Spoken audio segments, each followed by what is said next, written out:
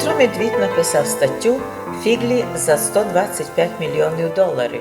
Що мав Медвідь? Наш любимий писатель Петро Медвідь. Оригінальний в своїх думках. Він так знає підмітити юридичні казуси фіглі за 125 мільйонів доларів. Мається у виду фіглі антирусинські. А може хтось зазвідать, хто заплатив за антирусинські фіглі, за антирусинські статті мільйонами доларів? От що пише Петро. Між людьми бившого Восточного блока доднесь споминають про армянське радіо. То ті фіглі вже нині наші люди молоді не знають. Но, уви, армянське радіо, каже Петро, уви замінила Радіо Свобода, котра постійно робить ушитко то, щоб молодша генерація, котра не пам'ятає у ті фіглі, сама тепер замінила отоже армянське радіо. Споминається, що це армянське радіо було некий символ свободи, а тепер Радіо Свобода. Хто сумніватися може, що це Радіо Свобода? Так от, уви, пише Петро, українська редакція Радіо Свободи довгодобово, цілими днями дає простор людям, які не роблять на порталі нічого, лем усе, як був кусити і при нагоді копнути до русинів, цитирую Петра, фальшують історію і до кінця нагло хуснують лож як робочий метод. Конець цитати. Та Петро каже, кіть мися видить на дальнішому звернути увагу, то головне прив'язано коментарям Олександра Гавроша. Є такий знаменитий наш писатель.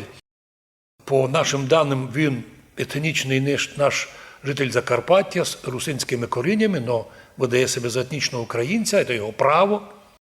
Но, так от, коли русини Словакії покритикували українську редакцію Радіо Свобода і написали американським русинам, котрі платять, виділяють на ту радіо 120 мільйонів доларів, то в українській редакції почалися відговорювати перед американцями, що, мол, ви знаєте, у нас Гаврош не в редакції, ми йому даємо лише виступати у рубриці «Іншоє», «Точка зору».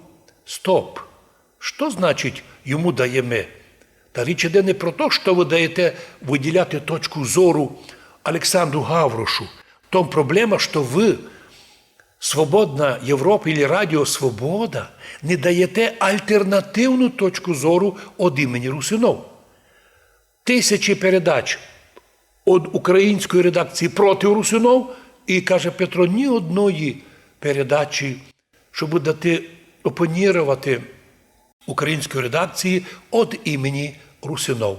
Поэтому ясно, каже Петро, що, уви, знаєте, американці і американські русини, знаєте і всі, що Радіо Свобода, її українська редакція, в них, каже Петро, в їх уставі записано, що вони покликані, во-первых, давати правдиву інформацію, близьку до ідеальної, а помагати людям в тих державах, де опозиція не має слова, то та опозиція могла би отримати мікрофон у Радіо Свободи. Так, наприклад, якщо українська редакція Радіо Свобода віщає проти русинов, котрі в Україні не визнані, репресовані, я претерпів судебні переслідування, і ще Україна буде велику ганьбу мати, за чим вона то робила. Бо Бог свідетель і люди свідки, що русини не сепаратисти і не враги України. Це люди, котрі творили цю державу. І якщо ми сотворили свій дом, то як його будемо розрушати?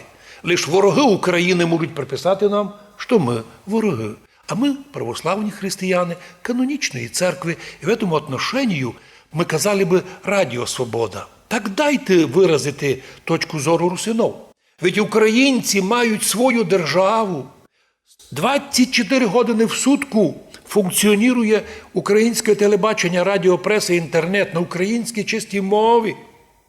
Їм тут ніхто не б'є, мало того, вони тут в Україні починають бити своїх опонентів. Тепер би ви мали дати ну хоча б русинам слово у свою защиту. А раз ви то не дали і, вероятно, не збираєтеся, то, каже Петро, согласно виводу з цієї статті, ваші фіглі антирусинські стоять 125 мільйонів доларів. В общем, думайте ви, американці, що це за передачі. Впрочем, ми б думали, що якщо б там були дійсно демократи, нараз би в ближайшее время прекратили антирусинські передачі і дали би можливість русинам України висказувати свої точки зору о тому, як нас не визнають, як переслідують. Але ми любимо свою державу. Ми стоїмо за єдинство держави. І коли нас судять, та суддя просто очками +5 не може ніч знайти. Але потім в кінці пише: навмисно робили, говорили і виводять експерти під відповідну статтю. Ми говоримо: Господи, Ти свідетель, і народ свідок, і ми в Закарпатті свідки, що Радіо Свобода донині остається антирусинським радіо. І ліпше би себе назвало Радіо не Свобода, а їхні фіглі, шутки, стоять для американських налогоплательщиків 125 мільйонів доларів. Дуже дорого обходяться антирусинські шутки. Ми це знаємо. І я думаю, що в державі, коли проти народу роблять, вони роблять дуже дорого, зато потім платять.